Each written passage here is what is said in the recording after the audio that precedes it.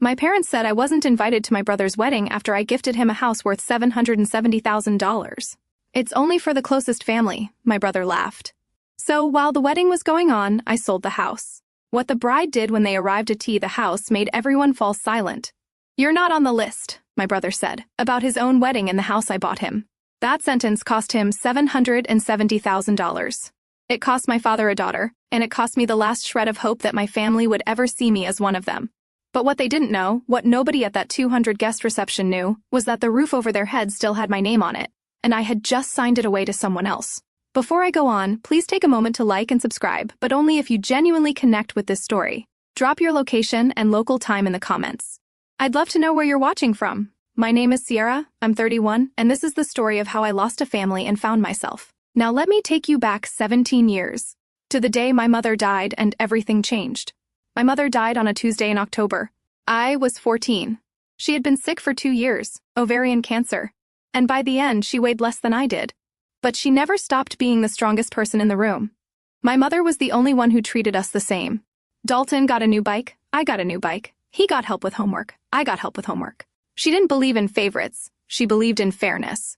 The funeral was small, gray sky, wet grass. I remember the smell of lilies and mud. My father stood at the casket with his arm around Dalton. My brother was 16, already taller than Dad. Gerald, that's my father, pulled Dalton close and said, loud enough for everyone to hear, "You're the man of the house now, son." I stood 3 feet away. Nobody said anything to me, except one person. Patricia Callahan, Patty, my mother's best friend since college. She found me standing alone by the back pew after everyone filed out. She crouched down, took my hands, and looked me straight in the eyes. "I promised your mother I'd always have your back." She said, "Remember that?" I nodded. I didn't understand what she meant. Not really. What I didn't know, what I wouldn't learn for years, was that my mother, in her final weeks, had asked Patty to become my legal godmother. She'd signed paperwork. Formal, binding, the whole thing. At the time, it seemed like a formality, a sentimental gesture from a dying woman. It wasn't. My mother knew something I didn't. She knew what my father would become without her there to balance him. And she was right about every single thing she feared. After the funeral, our house split into 2 worlds. Dalton's world had everything. A car on his 16th birthday. A used Mustang, but still. A college fund that Dad started topping up every month. Golf lessons at the club where Gerald's friends played. Weekend trips to look at campuses. A bedroom that got repainted twice. My world had leftovers. I asked Dad for money for textbooks my sophomore year. He didn't even look up from the TV. "Ask your brother," he said. I already gave him the budget. The budget. Like, there was one pool of money and Dalton got to it first. I started working at a coffee shop the week I turned 16. 4:30 a.m. shifts before school. I bought my own notebooks, my own calculator, my own winter coat when the zipper on my old one broke and nobody noticed. One night, I needed to borrow Dalton's car. I had a scholarship interview the next morning. The only shot I had at affording college. The bus didn't run early enough. I knocked on his door. "Can I borrow the car tomorrow?" "Just for 2 hours." He didn't look up from his phone. "I need it." "Take the bus." "The bus doesn't run at 6 a.m., Dalton." Not my problem. I walked 2.5 miles in the dark to make that interview. I got the scholarship. Here's the thing that burned the most. I found out later, years later, when Patty helped me pull old bank records, that my mother had set up a college fund for me too. Equal to Dalton's. After she died, Gerald quietly transferred every dollar into Dalton's account. Every single dollar. He didn't even wait a full year. I graduated high school on a Saturday in June, summa cum laude, National Honor Society, a full-ride scholarship to state. Gerald took Dalton to a basketball game that afternoon. I walked across the stage alone, almost alone. When I scanned the bleachers, rows and rows of families holding flowers and balloons, I found one face, Patty, 3rd row, left side. She was clapping so hard her whole body shook. She had a single sunflower in her lap. That night, I packed 2 suitcases. Gerald was in the living room watching SportsCenter. I walked past him with my bags and he glanced up. "You leaving?" "Yes." "Lock the door on your way out." That was it. No hug. No good luck. No. "Call me when you get there. Just lock the door." I rented a room above a laundromat in a college town 40 minutes away. I worked 2 jobs, coffee shop mornings, restaurant nights. I studied in between. I slept 4 hours on good nights. Patty offered to help me financially. She sat me down at her kitchen table with a checkbook and said, "Your mother left you something with me. Let me use it." I said no. I need to do this myself, Patty. If I take your money, I'll never know if I can stand on my own. She put the checkbook away. She didn't argue. She just nodded and said, "You sound just like your mother." I got my real estate license at 22, my first sale at 23, my first six-figure year at 26. 10 years after I locked that door behind me, I stood in front of a house worth $770,000, and I signed my name on the deed. But not for me. The call came on a Wednesday. I hadn't heard from Gerald in almost 3 years. No birthday calls, no Thanksgiving invites, no "how are you?" Nothing. Then, out of nowhere, "Sierra, it's your father." He didn't ask how I was. He didn't ask about my job, my health, my life. He got straight to the point. "Your brother needs a place. He's getting serious with a girl from a good family. He can't be renting some apartment. Help him out. Not would you consider, not, if you're able. Or just help him out." Like I was the family handyman and a faucet was leaking. I was 29. I had closed over 40 deals that year. I had savings. I had a reputation. I had built every single piece of my life with no help from the man on the other end of the phone. And still, some part of me thought, maybe this time, maybe if I do this, they'll see me. Maybe if I give enough, I'll finally be enough. So, I bought the house.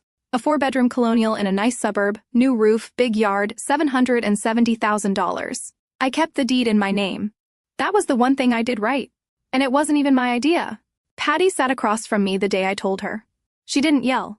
She set her coffee cup down slowly and said, "You're buying his love, Sierra. It doesn't work that way." "I know," I said. "Do you? Just promise me you'll keep a copy of the deed." She took the papers. She looked at me the way you look at someone walking toward a cliff who won't stop. "Keep your name on that deed, Sierra. Promise me." I promised. Dalton moved in a week later. He never once asked whose name was on the paperwork. It started small. So small I almost didn't notice. Thanksgiving, the first year after Dalton moved in, I called to ask what time dinner was. He said, "Oh, Nicole's family is coming this year. We don't really have enough chairs. Maybe next time. Christmas. We're heading to the Ashfords this year. Their place is bigger. You know how it is. Gerald's birthday in February. It's just a small dinner. Didn't want to make a big deal. Every time, a reason. Every reason. Just believable enough that I could swallow it if I didn't chew. I chewed. Dalton was dating Nicole Ashford. Her family had money, real money, country club, charity gallows, last name on a hospital wing. Nicole was sweet from what little I heard. Dalton was performing the role of his life, the devoted son from a small, close-knit family. The kind of man a girl like Nicole could bring home to her mother. And I didn't fit that story. He started editing me out, slowly, carefully, like someone airbrushing an old photo. I found out how far he'd gone on a December night, scrolling through Nicole's Instagram. There it was. A photo of Dalton, Gerald, Nicole, and her parents standing around the dining table in my house. Christmas garland on the banister I'd picked out, candles on the mantel I'd paid for, and the caption, "Family Christmas at our home." Just us. A small family. And that's all we need. Our home. Small family? I stared at that photo for 30 seconds. Then I screenshot at it and saved it to a folder I didn't have a name for yet. I didn't know why I was saving it. Something in my gut told me to. Something that sounded a lot like my mother's voice. The phone call that changed everything wasn't from Dalton. It wasn't from Gerald. It was from Rachel Park, a colleague at my brokerage. We'd closed a dozen deals together. She knew her stuff. And she knew how to listen. "Sierra, this is awkward," she said one afternoon. "But does your brother live in that colonial enmebel?" "Yes." "Why?" "Because someone fitting his description came into a consultation with Jim Bowden's firm last week, asking about adverse possession." My stomach dropped. Adverse possession. It's a legal concept. If someone lives in a property long enough, openly and continuously, without the actual owner objecting, they can eventually file a claim to ownership. It takes years. It varies by state. But Dalton was asking. He was looking for a way to take my house from me. Legally. I called Patty that night. She confirmed what I already feared. If he files the right paperwork and you don't challenge it in a few years, he could have a case. She said, "It's a stretch. But the fact that he's asking? That tells you everything." It did. I wasn't just losing a house. I was losing the fiction I'd built.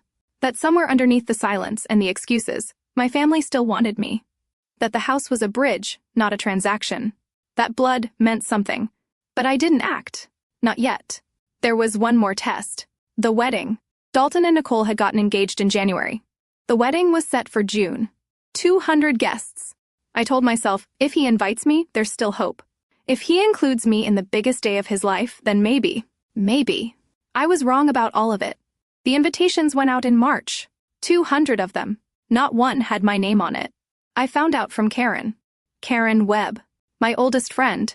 We'd known each other since middle school. She was one of the few people who knew both sides of my family's story, and she never let me pretend it was fine when it wasn't. She called on a Thursday afternoon. Cheerful. Clueless. Hey, I got the invite. So, are you doing a speech or anything? Maid of honor? The silence lasted 6 seconds. She figured it out before I said a word. Sierra, you got an invite, right? No. You're kidding. I'm not. She texted me a photo of the invitation. Thick, cream cardstock. Gold embossing. Dalton Andrew Mercer and Nicole Elizabeth Ashford. June 15th. 200 guests. Reception to follow at the couple's home. The couple's home. My house. I called Dalton. It rang 4 times and went to voicemail. I called again. Same thing. I texted. Dalton? I saw the invite. Am I coming? 3 hours. 3 hours of staring at my phone like it owed me something. Then the reply. Sierra, we talked about this. The guest list is tight. Nicole's family takes priority. Don't make this about you. We talked about this. We never talked about this. We never talked about anything because he stopped answering my calls 2 years ago. I typed back, the only thing that mattered. The wedding is at my house, Dalton. The read receipt popped up immediately. Then, it's been my house for 2 years. Everyone knows that. I read that sentence 3 times. Each time, a different part of me broke. The first read, broke the sister. The second broke the peacemaker. The third broke the last person in me who still believed giving was enough. I set the phone down. And I started thinking clearly for the first time in years. I called Gerald the next morning. He picked up on the second ring, which told me he'd been expecting it. Dad, did you know I'm not invited? Your brother's wedding? His rules. It's my house, Dad. You gave it to him. That's done. I didn't give it. I let him live there. Same thing. It's not the same thing. A pause. I could hear the TV in the background. He hadn't even muted it. Sierra, don't start. You always do this. Do what, Dad? Make everything a drama. Just let your brother be happy for once. For once. As if Dalton had ever been denied a single thing in his life. As if happiness was a pie and there was only one slice and it had Dalton's name on it. What about me? I said. The silence stretched long enough for me to hear the play-by-play of whatever game he was watching. Then, quietly, almost gently, which made it worse. You'll be fine. You always are. He hung up. I sat on my kitchen floor for a long time after that. Not crying. Just sitting. Holding the phone in my lap like a dead thing. You'll be fine. You always are. He said it like it was a compliment. Like my ability to survive everything they threw at me was a feature, not a scar.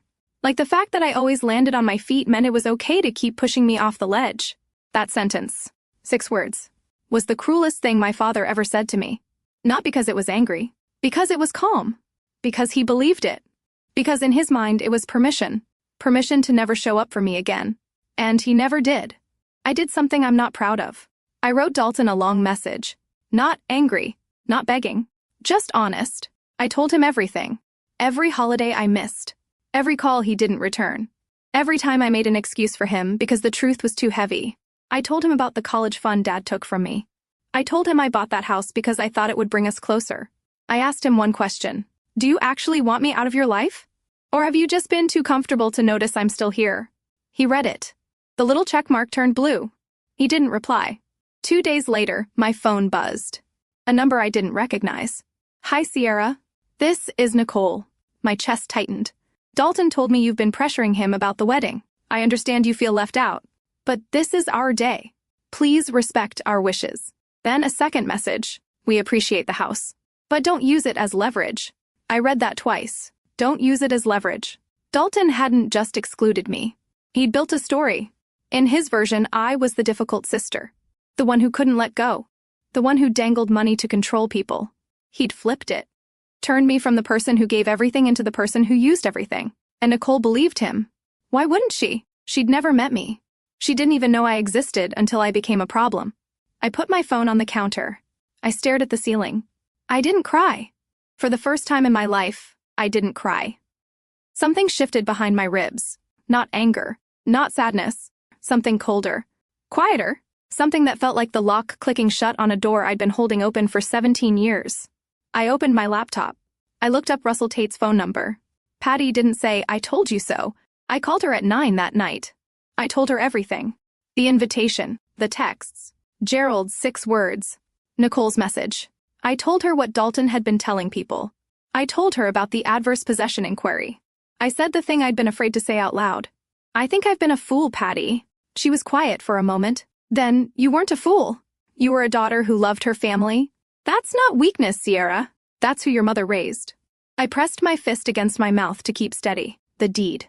She said, "It's still in your name?" "Yes." "Good. That's the only thing that matters right now." The next morning, I sat across from Russell Tate in his downtown office.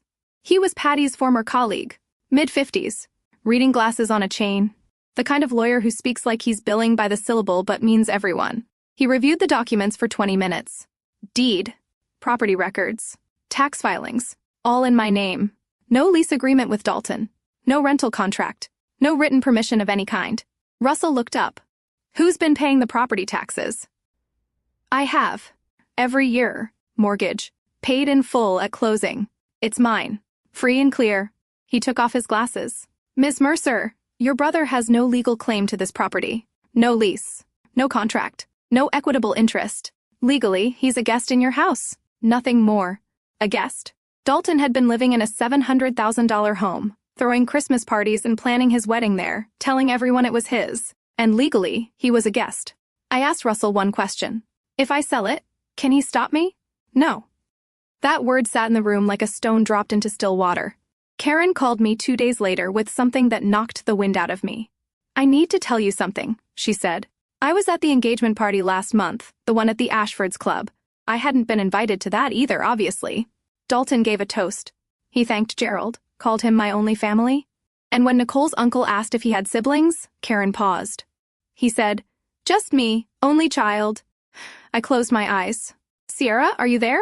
"I'm here." That night, I did something I hadn't done before. I went through everything.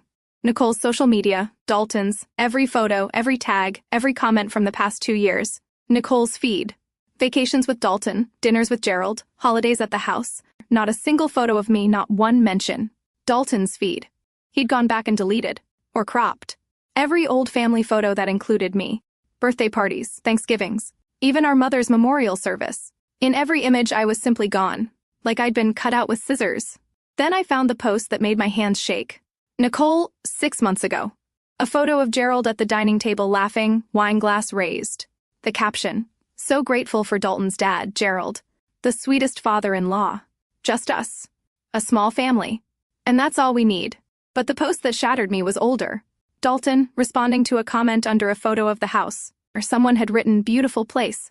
How'd you swing it?" And Dalton replied, "Dad helped us out. Family takes care of family. Dad helped us out." He credited Gerald for my house, and Gerald let him. I screenshotted everything. Saved it all. Closed my laptop. He didn't just cut me out. He rewrote the story. And in his version, I never existed. I sat in my apartment for a long time that night. The lights were off. Just the glow of the street lamp through the window. And a framed photo of my mother on the shelf by the door. She was 31 in that photo. My age now. Holding me as a baby. Smiling like the world made sense. I thought about what she would say if she could see this. All of it. The house. The silence. The cropped photos. The lies. And I heard her voice. Not literally, but the way you hear someone you've loved so deeply that their words live inside your bones. Don't let anyone tell you you're not worthy. I picked up the phone. I called Russell. List the house. A pause. "You're sure?" "Once it's done, it's done. I'm sure." It took 3 weeks. Russell found a buyer. A young family relocating from out of state. They loved the house. They offered full asking price. No contingencies. Clean deal. Closing date, June 14th. One day before the wedding. I signed the papers in Russell's office on a Tuesday afternoon. The house changed hands at 4:17 p.m. It was no longer mine, which meant it was no longer Dalton's to stand in. Russell prepared the notice to vacate. 30 days. Standard. Completely legal. I chose the delivery date, June 15th, the morning of the wedding. Patty sat with me that evening. She didn't say much. She just poured 2 glasses of wine and waited. "How do you want to do this?" she asked. Quietly, I said, "I just want him to know the truth. I sat there for a long time after she left. I wasn't happy. I wasn't sad. I was hollow. Like I'd cut away a part of my body that had been dead for years, but I'd been too afraid to let go of. If you've ever had to choose between loyalty and self-respect, you know exactly what that feels like. Would you have done the same thing? I'd love to hear your answer in the comments. June 15th. A Saturday. 82 degrees. Clear sky. I drove to the neighborhood at 6:30 in the evening. Not to the house. To the end of the block, where I could see the driveway from a distance. I parked under an oak tree and turned off the engine. The house looked beautiful. I'll give them that. White lights strung along the fence, lanterns lining the walkway. Cars packed the street. BMWs, a couple of Mercedes. A black Escalade I figured belonged to Margaret Ashford. Through the open windows I could hear jazz. Laughter. Glasses clinking. 200 people, celebrating in a house they thought belonged to the groom. My phone rang. Karen. I'm inside, she whispered. Sierra. It's gorgeous. The flowers. The food. There's a string quartet on the patio. How is he? Glowing. He's in a gray suit. Nicole looks stunning. They just did the first dance. A pause. Sierra. I'm so sorry you're not here. It's okay, I said, which was a lie. But some lies are just kindness you give yourself. Then Karen said the thing that sealed it. He just gave his speech. Thanked Gerald for, I'm quoting, giving me everything, including this beautiful home. Gerald stood up and took a bow. People clapped. I gripped the steering wheel. And Sierra. He said he wishes his mom could be here. He said she's the only one missing tonight. The only one missing. I was 200 yards away, sitting in a parked car on a public street. Listening to my brother erased me in real time from a stage built inside a house I paid for. And according to him, the only empty chair at that wedding belonged to a woman who died 17 years ago. I wasn't missing. I was removed. And now it was time to remove myself from the equation entirely. I called Russell at 8:41 p.m. Send it. You're certain? Yes. Russell sent two things simultaneously. First, the formal notice to vacate, delivered to the property address via courier service with signature confirmation, 30 days. Standard. Second, one email, to Dalton, Gerald, and Nicole, all three. One message. I had written it the night before. Revised it 4 times. Every version got shorter. The final draft was 6 lines. The property at 114 Maple Crest Drive has been sold. The transaction closed on June 14th. You have 30 days to vacate. Enclosed are 1. A copy of the deed in my name. 2. The signed sale agreement. And 3. The formal notice to vacate. I wish you both a happy marriage. Sierra. No exclamation marks. No accusations. No emotion. Just facts. Documents. And a deadline. I attached 3 PDFs. The deed. My name. Clear as daylight. The sale contract. Buyer. Price. Closing date. Done. And the 30-day notice, typed on Russell's firm letterhead. Every box checked. Every line lawful. I pressed send at 8:47 p.m. The jazz was still playing. I could hear it faintly through the open windows 200 yards away. Someone laughed. A big, generous champagne laugh. The kind of laugh people do at weddings when they believe everything is perfect. I turned my key in the ignition. I drove home. I didn't check my phone. I didn't call Karen. I didn't call Patty. I didn't look in the rearview mirror. I walked into my apartment. I washed my face. I brushed my teeth. And I got into bed and slept. Deeply. Completely. Without dreaming. For the first time in months. Whatever was happening inside that house now. It was no longer my house. And it was no longer my problem. Karen called at 9 the next morning. I made coffee first. Then I answered. Sierra. Oh my God. Tell me. She told me. Around 9 p.m., 12 minutes after I sent the email, Dalton pulled his phone from his jacket during a toast from Nicole's uncle. He glanced at the screen. Then he went white. Not red. Not flushed. White. Like the blood left his face all at once. He excused himself. Found Gerald near the bar.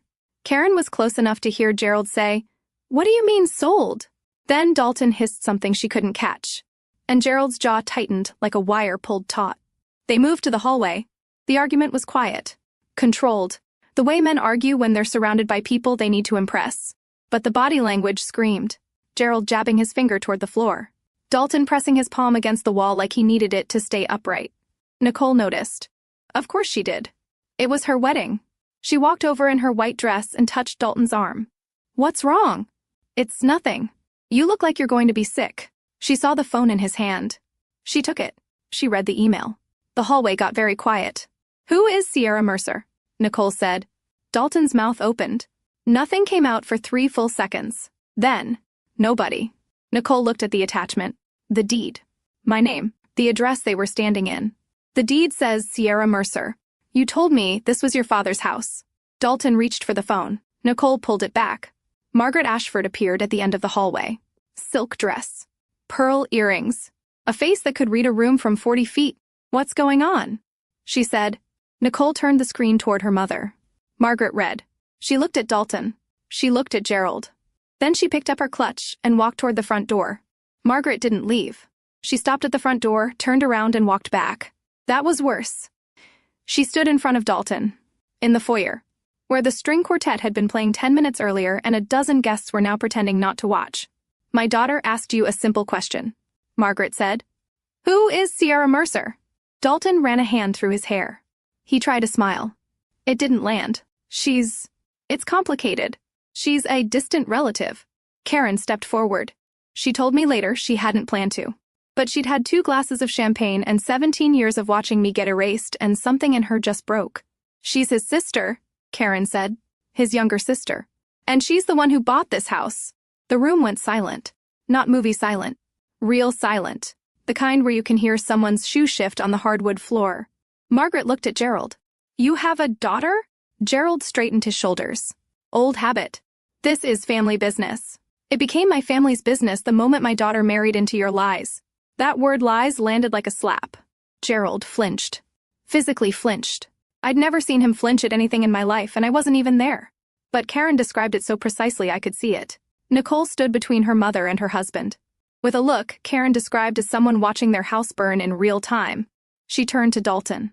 "You told me you were an only child." "Nicole, let me explain. You told me your father bought this house. It's not what else did you lie about?" That question hung in the air. Not just about the house. Not just about me. About everything. The entire foundation of their marriage, 1 day old, was cracking in front of 200 people. Dalton's face went through 3 stages. Karen counted them. First, denial. He pointed at Karen like she'd set off a fire alarm. Karen doesn't know what she's talking about. She's Sierra's friend. She's biased. Karen didn't flinch. "I went to high school with both of you, Dalton. I was at your mother's funeral. I watched you eat dinner at Sierra's table for 16 years. Second, deflection. Dalton turned to the room. To the guests. To anyone who would listen. And spread his hands. "Sierra's always been like this. She's jealous. She's trying to ruin my wedding because she can't stand to see me happy." Margaret's voice cut through. "She didn't come to your wedding, Dalton. You didn't let her." Third, collapse. Dalton looked at Gerald. The way a child looks at a parent when the teacher catches them cheating. "Help me. Fix this." Gerald didn't move. His mouth was a thin line. His hands were in his pockets. For the first time in my life, in Karen's retelling, Gerald Mercer had absolutely nothing to say. No lecture. No redirect. No. This is family business. Just silence from a man who'd spent 63 years always having the last word. Nicole stood up from the chair someone had brought her. She smoothed the front of her dress. She didn't yell. She didn't cry. She said, very quietly, "I need air." She walked outside. 2 of her bridesmaids followed. Then her aunt. Then her cousin. Then Margaret, who paused at the door and looked back at Gerald with an expression Karen described as the end of something. The DJ had stopped the music 20 minutes ago. Nobody asked him to restart it. Dalton stood alone in the foyer. Guests filed past him in small murmuring groups, collecting coats and purses. Nobody said goodbye. The last car left at 11:04 p.m. Gerald called me at 7 the next morning. Sunday. I was sitting at my kitchen table with coffee and the newspaper. I let it ring twice. Then I picked up. "What did you do?" His voice was low. Shaking. Not with grief. With rage. "I sold my house, Dad." "You ruined your brother's wedding." "No. I sold my property. That's my legal right. You need to fix this. Call the buyer. Undo it. It's done, Dad. It's not my house anymore. You did this to hurt him." I set my coffee down. "No. I did this because he erased me." "You both did." Silence. I could hear his breathing. Heavy. Uneven. The breathing of a man not used to being on the losing side of a conversation. Then he pulled out the one weapon he had left. Your mother would be ashamed of you. There it was. The trump card. The invocation of a dead woman who couldn't speak for herself, used by the man who broke every promise he ever made to her. My voice didn't shake. I want that on record. It didn't shake, and it didn't rise. Mom would be ashamed of what you did to her daughter. Nothing. 5 seconds. 10. Don't call me again, Sierra. I wasn't planning to, Dad. He hung up. I sat there. The coffee got cold. The newspaper stayed unread. The apartment was quiet in the way that only empty rooms are quiet. The kind of quiet that has weight. That was the last conversation I had with my father. Not the last time he tried to reach me. That came later. Through other people. In softer tones. But the last time I picked up the phone for Gerald Mercer. Some doors closed with a slam. This one closed with a click. And I was the one who turned the lock. Dalton called Monday afternoon. I almost didn't answer. But I realized I needed to hear what he'd say. Not for hope. Not anymore. For closure. You can't do this. His voice was raw. Hoarse. The voice of a man who'd spent the night arguing or crying or both. This is my home, Sierra. It was never your home, Dalton. It was mine. I let you live there. I'll sue you. Go ahead. The deed is in my name. Always was. Silence. Then the shift came. I'd been waiting for it. The moment he switched from rage to charm. From weapon to tool. Sierra, come on. His tone dropped. Softer. Almost warm. We're family. I know things haven't been perfect.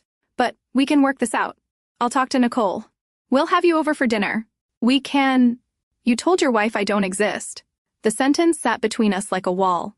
I can explain. You don't need to. I understand perfectly. Sierra, please. Nicole's furious. Her mom won't return my calls. If you could just what? Fix it for you? Like I've always done? He didn't answer. You have 30 days. That's the law. I suggest you use them. Where are we supposed to go? That's not my problem anymore, Dalton. Another pause. Then quietly. And this was the part that almost got to me. I'm sorry. 2 words. 17 years late. Sorry for what? I asked. And he couldn't answer. He literally couldn't name the thing he was sorry for. Because naming it would mean admitting it happened. And admitting it happened would mean he wasn't the victim. Goodbye, Dalton. I hung up. My hand was steady. My chest hurt. But my hand was steady. And that mattered more. Russell called Wednesday morning to confirm what I already knew. Sale is fully recorded. Title transferred. Funds deposited into your account. A pause. It's done, Sierra. Clean and legal. Clean and legal. 3 words that somehow felt heavier than the $770,000 sitting in my bank account. Dalton hired a lawyer. Of course he did. Gerald probably paid for it. But it didn't matter. Russell told me later, secondhand, through a colleague, that Dalton's attorney reviewed the documents for about 15 minutes before delivering the verdict. You don't have a case. She owned the property. There was no lease, no rental agreement, no written arrangement of any kind. You have no legal standing. Dalton had lived in my house for 2 years, decorated it, hosted holidays in it, planned his wedding in it, told 200 people it was his. And legally, he had nothing. Not a single piece of paper with his name on it. Because he never thought to ask. Because it never occurred to him that the sister he'd erased might one day need proof that she existed. He had 30 days to move out. Him and Nicole, newlyweds, packing boxes. Nicole didn't file for divorce. I was glad about that. Not for Dalton's sake, but because I didn't want to be the grenade that destroyed a marriage. What I wanted was the truth on the table. What happened after that was between them. But Nicole had conditions. Karen heard it through the grapevine.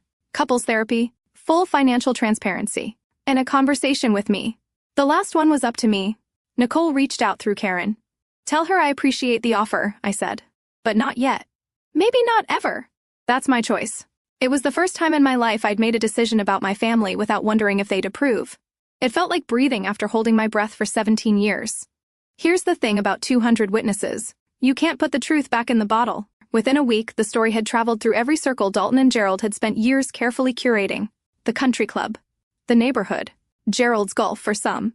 Nicole's sorority sisters. Dalton's co-workers. The version varied depending on who told it. But the bones were always the same. The groom's sister bought him a house, got erased from the family, and sold the house on the wedding day. Every retelling ended the same way. A low whistle or a slow shake of the head. Margaret Ashford told her book club. Karen confirmed this. Margaret's exact words. Reportedly. If he lied about having a sister, what else is he hiding? That sentence traveled through the Ashford social circle like a brush fire. By the end of the month, Dalton had gone from great catch to the one Margaret's daughter should have vetted. Gerald took it hardest in public. His golf friends, men he'd known for decades, started asking questions he couldn't answer. One of them, a retired judge named Walter, said it to his face over lunch. "You froze out your own daughter, Jerry, the one who bought the boy his house?" Gerald left the restaurant before the check came. Karen heard that story third hand. But I believe it. Because Gerald's entire identity was built on being a respectable man, a good father, a provider. And now the people he respected most were looking at him and seeing someone else. Dalton and Nicole moved into a 2-bedroom apartment across town. No yard, no string lights, no patio for a string quartet. The house on Maplecrest Drive, my house once, now belonged to the Brennan family. Young couple, 2 kids, they repainted the front door red. I drove by once, just once. The red looked nice. Patty told me about it a week later. She'd asked Gerald to meet her at a coffee shop downtown, public place, neutral ground. He came, which surprised her. He looked older, Patty said. Like 10 years had hit him in 10 days. She didn't ease into it. Patty never did. Linda asked me to watch over Sierra. You know why? Because she knew you wouldn't. Gerald's hand tightened around his coffee cup. Don't bring Linda into this. Linda is in this. She was always in this. She saw what you were doing before she died, she told me. She told you what? That you'd already picked Dalton. That you'd already decided Sierra was second. She made me promise. Not just to watch over that girl, but to be ready. Because she knew. Gerald stared at the table. Patty said his jaw was working. The muscles moving like he was chewing words he couldn't swallow. She didn't ask me to be Sierra's godmother because of tradition, Gerald. She asked me because she was afraid of what you do to that girl when she wasn't there to protect her. She paused. And she was right. Gerald stood up. He didn't push the chair back. He just rose, like a man leaving a church pew. He put a 20 on the table. He walked out without turning around. Patty called me that evening. Her voice was steady but soft. The way it gets when she's been carrying something heavy and finally sets it down. I said what your mother would have said. The rest is up to him. I held the phone against my ear for a long time after we hung up. My mother had been dead for 17 years. And she was still protecting me. Some people leave instructions. My mother left a shield. People always ask about the money. $770,000 is a lot of money. They want to know if I kept it. If I spent it. If it felt like winning. It didn't feel like winning. It felt like a refund. I paid off my remaining student loans. The ones I'd taken out because my college fund was drained before I ever saw $1 of it. That felt right. That felt like closing a circle. Then I sat down with Patty and Russell and we built something. The Linda Mercer Foundation. A scholarship fund for young women who lost their mothers early and were trying to make it on their own. Not just college tuition, but licensing fees, certification costs, first-month rent deposits, the practical things that nobody thinks about when they say, just work hard and you'll be fine. I didn't name it after myself. I named it after the woman who saw 17 years into the future and made a plan to protect a daughter she wouldn't live to raise. Patty handled the legal setup. Russell did the paperwork. I funded it with 1/3 of the sale proceeds. Not a press release. Not a gala. Not a social media post. Just a form. A bank account. And a mission. With what remained, I bought a house. A small one. 2 bedrooms. A porch. A kitchen window. That faces east, so the morning light comes in while I drink my coffee. The deed is in my name. Only my name. The day I moved in, I unpacked one box before anything else. Inside was the framed photo of my mother. The one where she's 31. Holding me. Smiling. I set it on the shelf by the front door. So, she's the first thing I see when I come home. This time, I said to the empty room, I bought a house for myself. 3 months passed. Dalton and Nicole stayed together. I heard through Karen that Nicole had laid down her terms. Therapy every week. No exceptions. Full financial disclosure. Every account. Every debt. Every dollar. And an honest conversation about his family. All of it. No edits. Dalton agreed. Whether he followed through or not wasn't my concern anymore. He sent me a letter. Handwritten. Which surprised me. 2 pages. The handwriting was messy. The kind that comes from writing fast because you're afraid you'll lose your nerve. He didn't apologize. Not exactly. He said, I know I messed up. He said, I don't know how to fix this. He said, Nicole keeps asking about you and I don't know what to tell her because I don't know you anymore and that's my fault. I read it twice. I folded it and put it in the drawer of my nightstand. I didn't write back. Not because I hated him. because I wasn't ready. And for the first time in my life, I let not ready be a complete sentence. Gerald didn't reach out. No letter, no call, no message through anyone. Just silence. The same silence he'd given me my whole life. Except, now it was the only language he had left. I didn't wait for him. I was done waiting. Thursday nights became my anchor. Patty and I had dinner every week. Her place. My place. The Italian spot on Elm where the owner knew our orders by heart. Sometimes Karen joined. Sometimes Russell came with his wife. We'd eat. We'd talk. We'd laugh about things that had nothing to do with Dalton or Gerald or the house on Maple Crest. This was my family now. Not the one I was born into, the one I built. And no one at that table ever made me prove I deserved a chair. I'm standing on my porch as I finish telling you this. It's a small porch. Just big enough for 2 chairs and a planter I keep forgetting to water. The house behind me is nothing special. But the deed is in my name. The mortgage is paid and nobody inside it has ever told me I don't belong. I used to think family meant sacrifice. That if I gave enough money, enough patience, enough silence, the people who shared my blood would eventually see me. I was wrong. Not about the giving, about who I was giving to. I didn't sell that house out of anger. I sold it because I finally believed that I was worth more than a guest room in my own life. That I deserved a seat at the table. Not because I bought the table, but because I'm a person who matters. If you're in a family where you're always the one giving and never the one receiving, where your love is treated like a subscription they can cancel whenever it's inconvenient, you don't need their permission to stop. You don't need them to agree that you've been hurt before you're allowed to heal. A boundary isn't a wall. It's a door. And you decide who walks through it. I don't know what happens next with Dalton. Maybe one day I'll be ready to sit across from him and listen. Maybe I won't. That's allowed. I don't know about Gerald. I've stopped trying to predict a man who never learned how to see me. Maybe Patty's words planted something. Maybe they didn't. That's his work to do, not mine. What I know is this. I'm 31. I have a home that's mine. I have people who chose me. I have my mother's name on a foundation that helps girls who remind me of who I was at 18. Alone. Broke, but not broken. If you've ever had to choose between keeping a family and keeping yourself, I want to hear your story. Tell me in the comments. I'll be reading. Thank you for staying with me through this whole story. If it touched something in you, hit that like button and subscribe. Not because I asked, but because maybe someone you know needs to hear this too. Share it with them. And if you're ready for another story about standing your ground and finding where you truly belong, there's a link in the description waiting for you. I'll meet you there. Take care of yourselves. And remember, you were never too much. They were just offering too little. I'll see you in the next one.